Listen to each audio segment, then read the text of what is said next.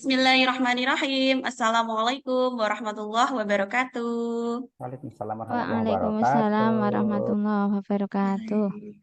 Halo anak-anak, gimana kabarnya? Sehat semua hari ini? Alhamdulillah sehat guru. Alhamdulillah. Alhamdulillah. Sudah sarapan semua ya? Ya Bu. Ampun, alhamdulillah.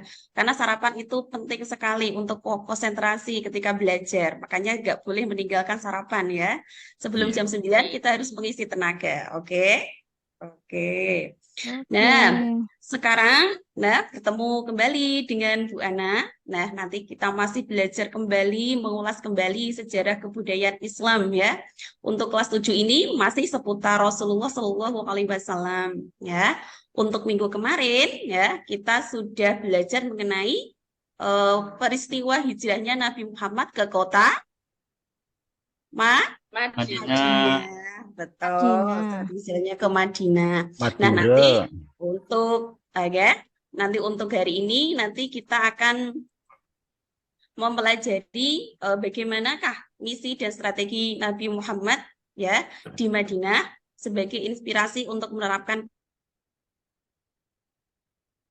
ukhuwah insaniyah dan ukhuwah wataniyah dalam kebinekaan. Oke, untuk hari ini itu dulu. Oke. Yuk, sekarang kita absensi dulu ya. Ananda Idamatul hadir. Hadir Bu. Ananda Eli Indriani hadir. Hadir Bu. Ananda Deti hadir. Ya, hadir, Bu. Ananda Budi hadir. Iya. Hadir Bu. Iya, sepertinya saya kenal nama ini sejak saya kelas 1 SD loh ya, Mas Budi. Ini itu semuanya kenal ya sejak kelas 1 SD ya. Ya, kemudian Ananda Azhar Muamal hadir. Hadir, Bu. Faroha hadir. Hadir, Bu. Oke, kemudian Ananda Catur Budi hadir. Hadir, Bu. Iya, nggih, terima kasih. Mohon maaf, nggih. Saya ini sukanya bercanda. Mohon maaf kepada Mas Budi kalau suka dicandai sama saya ya. Ya nggak apa-apa Bu. Oke, terima kasih. Oke, sekarang kita ke pembelajaran ya. Tapi sebelumnya Bu Guru mau bertanya kepada anak-anak semua, ya, sebelum masuk ke pembelajaran, ya. Anak-anak tahu nggak ya, seperti negara Brunei Darussalam, kemudian Malaysia. Ini kan negara-negara yang berasaskan Islam ya. Tetapi kenapa di negara tersebut ya memberikan kebebasan bagi warga negaranya untuk memeluk agama sesuai dengan keyakinannya, tetapi dengan syarat bahwa yang tegak di situ adalah aturan Islam, ya. Kemudian yang kedua, nanti kita bisa hubungkan, korelasikan bagaimanakah sikap Rasulullah ketika berdakwah di Madinah, yang pada saat itu penduduk Madinah itu terdiri dari berbagai macam agama. Ayo, ada yang tahu nggak agamanya di masyarakat Madinah itu apa saja? Yahudi, Bu. Oke, betul betul Mas Azhar ya. Ada Yahudi, ya, ada paganisme, ada Nasrani. Ya, betul. Nah, nanti kita bisa melihat bagaimanakah sepak terjangnya Rasulullah, yang mana beliau di Madinah ini, beliau itu bukan hanya sebagai pemuka agama atau dai atau sebagai nabi, tapi beliau juga memimpin ya sebagai khalifah atau pemimpin di negara Madinah. Gitu. Kelihatannya sudah nggak sabar masuk materi nih ya anak-anak ya. Ya Ya, Bu. Bu. Oke, siap kita lanjutkan. Mudah-mudahan nanti kita mendapatkan hikmah dari pembelajaran hari ini, insya Allah. Ya, Oke. Bu. Amin, Bu. Amin. Mm-mm. Sekarang, untuk mendahului pembelajaran, anak-anak kerjakan dulu soal asesmen awal atau penilaian di awal untuk mengetahui ya bagaimana pengetahuan anak-anak sebelum ibu guru mengajak ke materi. Ya, saya yakin anak-anak itu sekarang kan pegang smartphone ya, yang mana datanya atau pembelajaran itu bisa diakses ya tanpa melihat buku. Nah, coba anak-anak kerjakan dulu 5 menit ya. Nanti kalau sudah 5 menit, Ya. nanti kita baru bagi kelompoknya. Oke, siap? Ya Bu. Oke.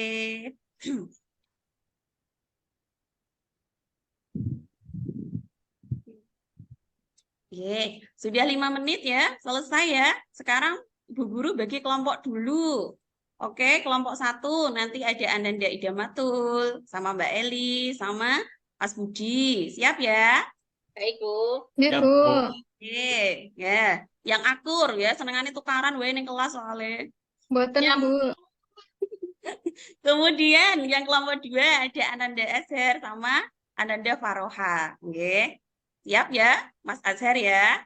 Siap, Bu. Oke. Kemudian yang kelompok 3 nanti ada Ananda Deti sama Ananda Catur Budi ya. Mas Catur, Mbak Deti siap ya bekerja sama yang baik ya. Iya, Bu. Siap. Oke, siap. Nah, sekarang setelah saya memaparkan kelompok-kelompok ya, sekarang anak-anak yuk berkelompok sesuai dengan kelompoknya. Oke. Nah, kemudian nanti ketika setelah saya memaparkan materi, nanti ada asesmen formatif ya, juga bisa diakses di link berikut ini, nanti bisa dikerjakan ya. Silakan ketua kelompok nggih bisa mengambil LKPD-nya yang tertulis di sini yuk ya. Silakan. Nah, kemudian setelah dipegang semuanya di kelompok, yuk kita masuk ke materi ya. Bismillah. Sekarang ya. Sekarang kita berbicara mengenai misi dan dakwah Nabi Muhammad SAW ke kota Madinah.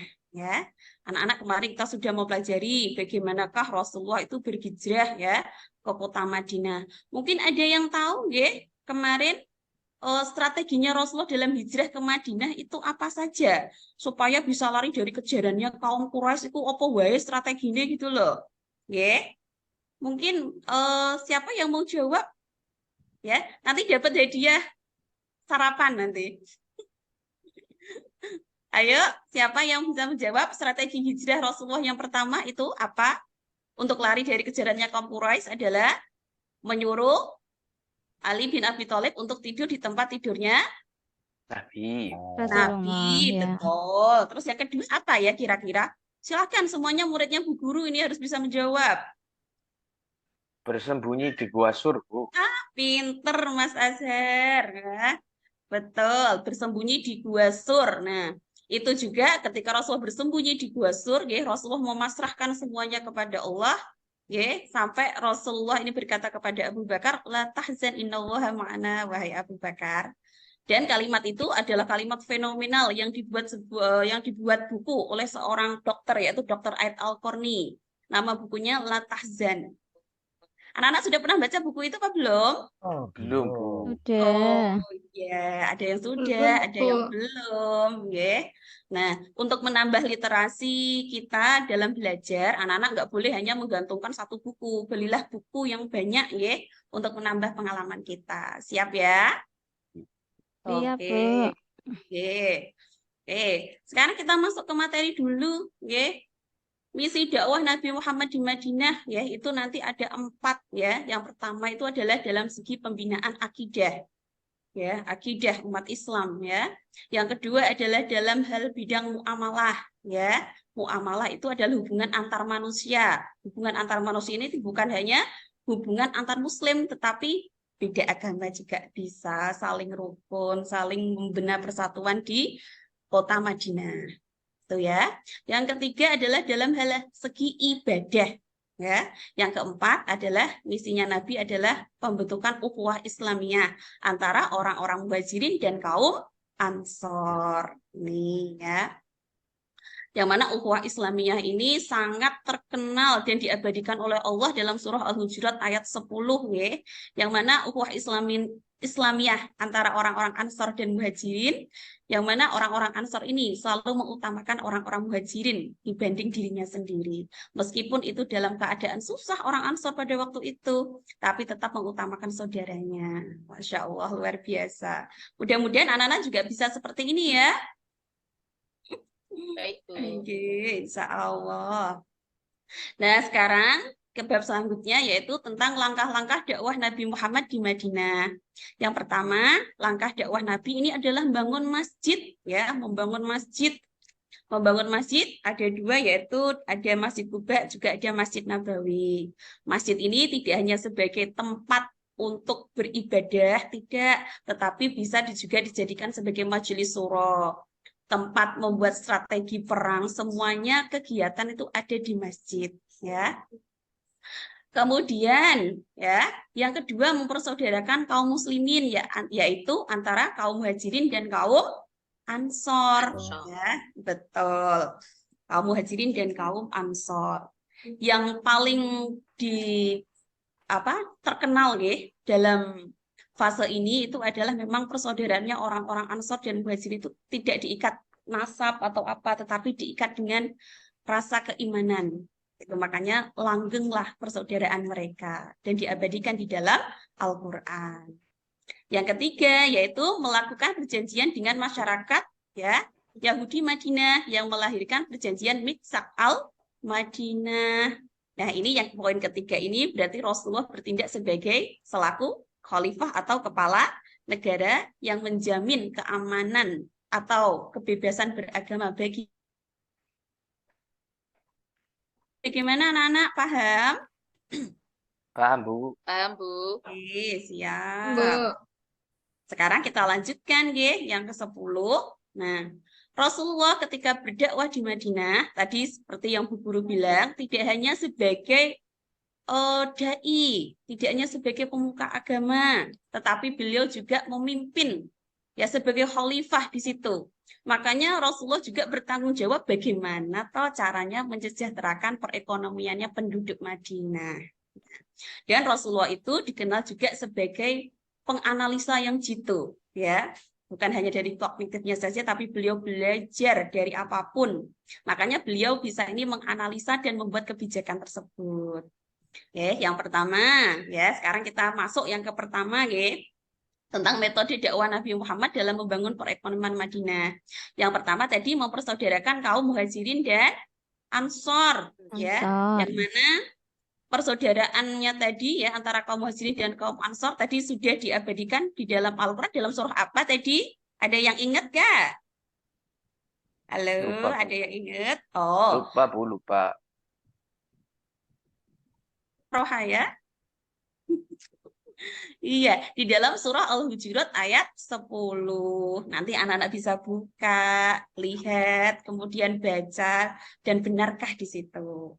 Yang kedua, menempatkan orang-orang miskin yang tidak punya tempat tinggal, ini bermukim di masjid. Jadi Rasulullah memberikan tempat tinggal bagi mereka, mengasihi mereka, dengan memberikan tempat tinggalnya di masjid.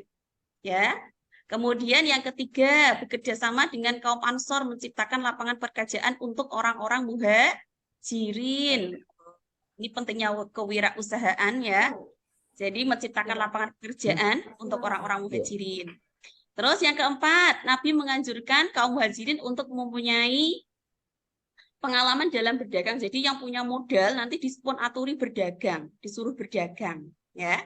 Kemudian yang keempat, bagi kaum muhajirin yang tidak punya modal, maka dianjurkan untuk bertani, mengelola lahan dengan bertani. Ya, jadi yang Bu, kelima mau ke belakang, Bu. Oh ya Allah, silakan Iya. Mbak Eli. Ya. Terus yang terakhir yaitu adalah Nabi Muhammad mengeksekusikan zakat dengan memperkuat jalinan antara pemberi zakat dan penerima zakat. Itu tadi beberapa hal-hal yang untuk meningkatkan perekonomian di Madinah.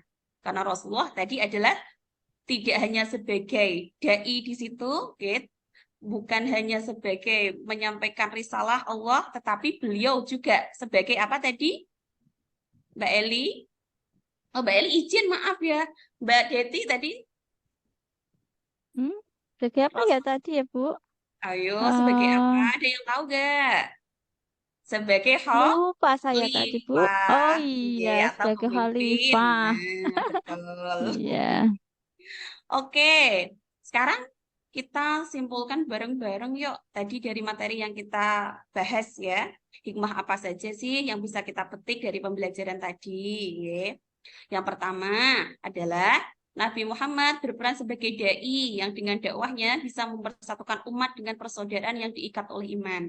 Ini maksudnya persaudaraan antara siapa ya? Ada yang tahu? Yang diikat oleh iman tadi persaudaraan antara kaum mana Kaum dan kaum apa? muhajirin sama Muhajirin kaum dan kaum ansor. Ansor. Iya, kaum muhajirin dan kaum ansor. Masya Allah. Muridnya Bu Guru ganteng-ganteng, cantik-cantik, dan cerdas-cerdas memang. Makasih Bu, makasih. Oke. Alhamdulillah. Kemudian yang kedua, seorang pemimpin negara yang mempunyai sikap kenegarawanan dan toleran terhadap umat yang lain untuk membangun persatuan. Tadi diindikasikan dengan adanya apa? Perjanjian antara siapa kalau ini? Dengan orang Yahudi. Iya, pinter. Ini Mas Azhar ini ranking 1 nanti ya dalam SKI. Amin Bu, amin ya Allah. Amin. Ya. Ya, jadi Rasulullah ya untuk membina persatuan, Rasulullah juga membangun perjanjian Mitsak al-Madinah tadi. Karena memang Rasulullah adalah juga sebagai pemimpin negara yang punya peran tersendiri untuk membangun stabilitas negara. Gitu. Oke. Nah, sekarang kita refleksi dulu ya. Gimana anak-anak hari ini pembelajarannya tadi menarik atau enggak?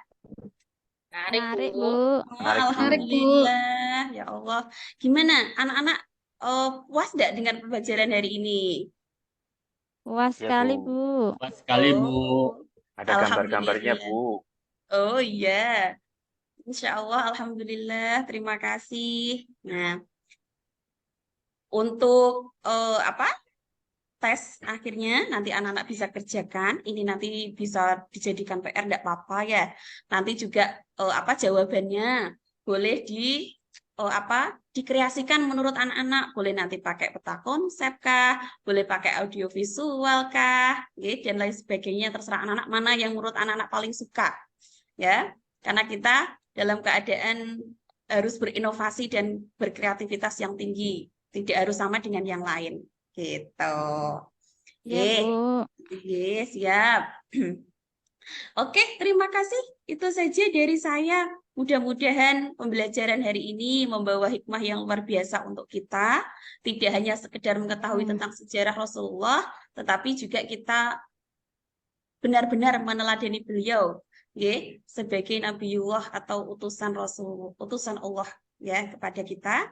Dan mudah-mudahan besok kita dipertemukan kembali dengan Rasulullah untuk meniti jembatan Shirathal Mustaqim ya.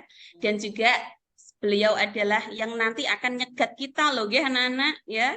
Ketika nanti kita dalam panas-panasan padang mahsyar ya, beliau yang akan nyegat kita di telaga Kausar untuk memberikan minum bagi umatnya yang beriman. Insya Allah, dan dengan satu tegukan maka kita tidak akan haus selama-lamanya. Maka gak ada alasan untuk tidak meniru Nabiullah Muhammad Shallallahu Alaihi Wasallam. Allahumma sholli alaihi. Insya Allah. Terima kasih untuk hari ini. Sampai bertemu minggu depan. Tetap jaga kesehatan ya. Assalamualaikum warahmatullahi wabarakatuh. Waalaikumsalam warahmatullahi Waalaikumsalam wabarakatuh. warahmatullahi wabarakatuh. Wabarakatuh.